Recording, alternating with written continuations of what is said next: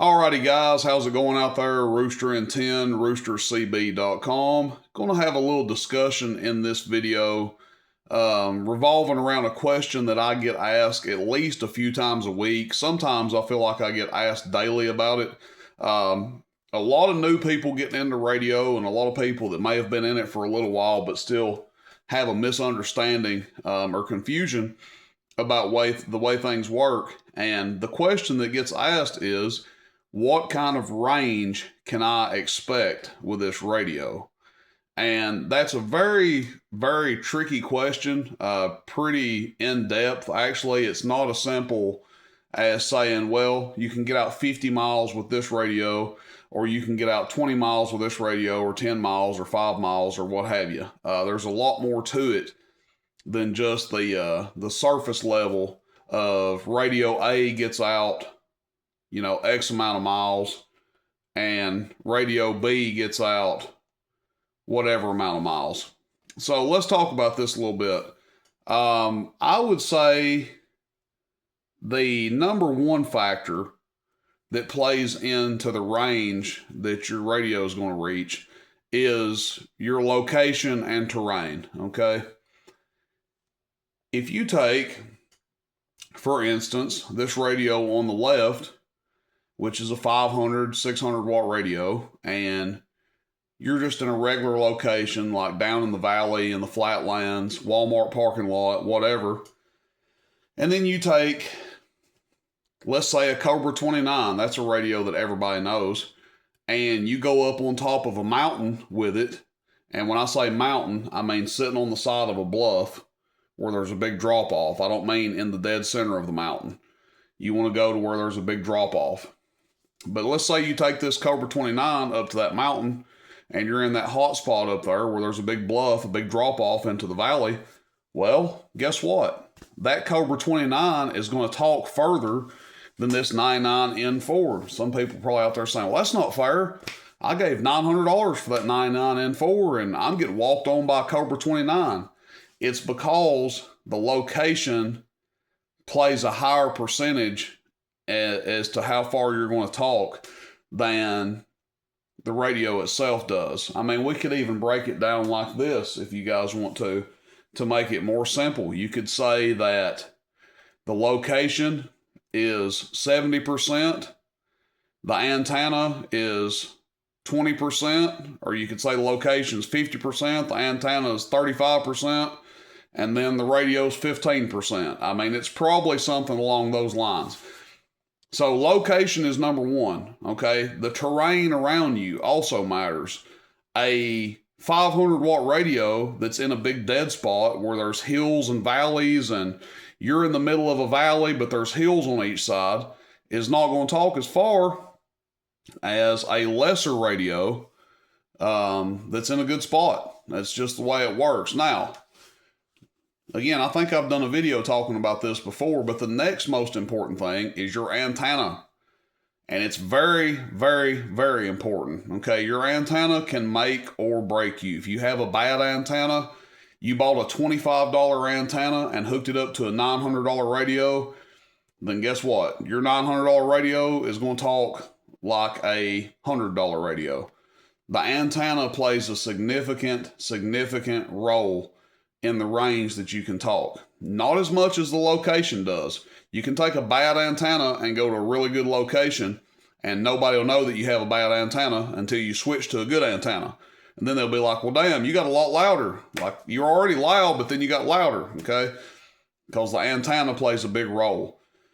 I pick on like the Little Will antenna. It's one that I don't care for. It's kind of a running joke around here. I don't like a Little Will. But if you take a Little Will and go up on top of a mountain, then don't be surprised when you're talking over people that are on base station antennas. Okay? But the same can be said, let's say you're both in a regular flat location and you're trying to talk a certain direction. Well, guess what, guys? The 955 over here does about 150 watts or so, 160. The 99N4 does 500 to 550 watts. Immediately you think, well, that 99N4 should trample that 955. Well, guess what? If the 99N4 is on a poor antenna and the 955 is on the best antenna available, then the 955 is going to be producing a bigger signal on the air than the 99N4. Okay? So that plays a huge role. Antenna can make or break you. Bad location can make or break you. Okay? If you have a bad antenna and a bad location, then you're probably, pissing in the wind. It's not going to do you any good no matter what radio you get. And, lastly, we can talk about the power output, and that doesn't necessarily mean the radio. That can mean adding an external amplifier, or if your radio does a lot of power, and that does play a big factor. It just does not play as big a factor as the antenna and the location does. Obviously, in a perfect world, the 99N4 doing triple the power of the 955, it's gonna talk better, produce a bigger signal than the 955.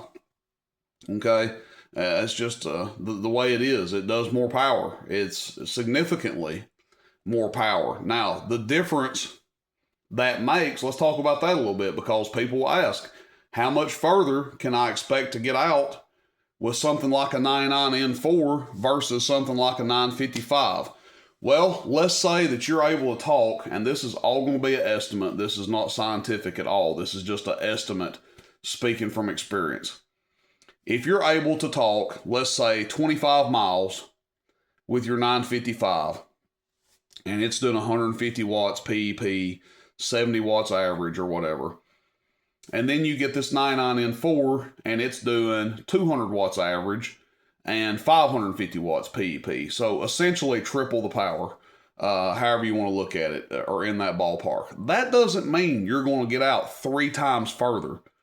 So that does not mean that you're going to get out, you're going to go from 25 miles to 75 miles just because you tripled your power. That's not the way it works. You guys can Google it. It's like 1 S unit or half a S unit for every 3 dB gained. You have to double your power to get 3 dB, something like that. I'm not going to sit here and read it off of Google for you guys, but you guys can go and read that stuff. And it doesn't always play out that way in the real world. I've seen people double their power and they say, well, you're only supposed to get 1 S unit or half a S unit. Well, realistically, they came up, 3 or 4 S units, or they went from putting 7 S units to putting 10. That's the way it goes. You have these people that are reading this stuff off of Google. Theoretically, that's the way it would work in a perfect world, but that's not always the way it comes out. So what I would say as far as how that translates to your range, I would say that you could probably count on getting out another, if you're already getting out 25 miles, it would probably add maybe another 15 to 20 miles to your range, maybe. Someone that couldn't hear you or could barely hear you, that increase in power would make it to where you'd be able to communicate with them. So let's say you got your 955 and you're trying to talk to a guy that lives 50 miles away. He says, man, I can barely hear you. You're right there on the edge. I can tell you're talking, but I can't really hear you. If you went from something like that to the 99N4, it would make it to where you could carry on a conversation with them, okay? Or add an amplifier. If you, used your 955 to kick into a larger amplifier, that would obviously make a significant difference. My rule of thumb, I tell people, typically when they're looking at power differences and what can I do, they've already bought the best antenna they've got, they live where they live, or, they're in a mobile setup and they say, well, I'm looking to upgrade my power. What is a worthwhile purchase for me to upgrade my power? And my typical advice is to at least double what you're running. If you got a 150 watt radio, get a 3, 4, 500 watt radio. Preferably you'd get like a 500 watt radio. Or if you really love your radio that does 150 watts, then get an amplifier that you can kick it into, okay? Now, if you get to where, well, that amplifier is not really enough, I need some extra, then at least try to double your power, okay? That's my personal advice. Now, some people say, well, still doubling doesn't really make enough difference to justify you need to quadruple or 5 times, whatever. I'm just speaking on my personal advice to you guys. If you run a 4-pill, 4-transistor amp, does 800-900 watts, you're like, I'd like to step it up and make a noticeable difference. Step up to like an 8-pill. I'm not one of these guys that's going to tell you, all right, everybody, let's do the 2-pill, then let's do a 4, and then let's do a 6, 8, 10. You know, there's some places out there that will do that. They'll put you on the ladder. I say it's like a ladder challenge for gambling. You know, people do these ladder challenges and they just stack their money on top of another until they get up to like $1,000. That's basically how some people will try to sell you amplifiers. They'll start you out with the 2-pill and you say, well, you know, if we got you a 4-pill, you'd probably be happy. And you're not happy with the 4. And they say, well, I know if I get you a 6, you'll be happy. Well, they don't really like the 6. That's kind of getting close to where they want to be, but they're not quite where they want to be. It's like, well, get an 8-pill. That will definitely make you happy. And then you're finally happy with the 8 when you should have went from a 2-pill to an 8-pill to begin with, or you should have went from a 4 to an 8 to begin with. But anyway, that's a little off topic. That's my thoughts on it, guys. Be sure and comment whatever you guys think. People that come to these videos, they do read the comments. And as always, everybody's input is appreciated here. You can agree with me. You can disagree with me. It's not really going to hurt my feelings either way. Just, you know, obviously if you're disrespectful, I'm going to be disrespectful back. But outside of that, everybody have a good day. Hope you guys enjoy the video. Rooster and 10, roostercb.com. Let's keep radio alive. See you guys. Bye-bye.